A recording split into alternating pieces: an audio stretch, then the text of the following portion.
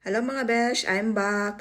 Curious lang ako kung sino sa inyo ang nakatry nitong classic bacalao or fish caldereta. So dali, mao lang na ang mga ingredients ha, tanawa lang ninyo kung unsa na siya.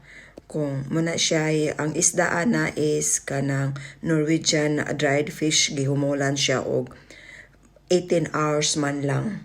So, inana siya kaparat magputi-puti good. So, please watch the video until the end. At least makakuha mo og idea how I made it. Pero, twist lang ni siya nako kay gibutangan nako na siya og green olives. Unya, layer by layer lang na siya ha.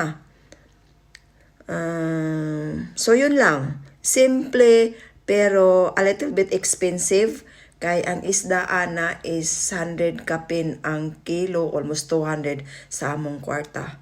So, thanks for watching then. Bye. Have a nice day. Enjoy. Hope you can try it. My recipe too. Thank you. And one more thing if you cook it, don't mix it while cooking. So, let it be in a low heat.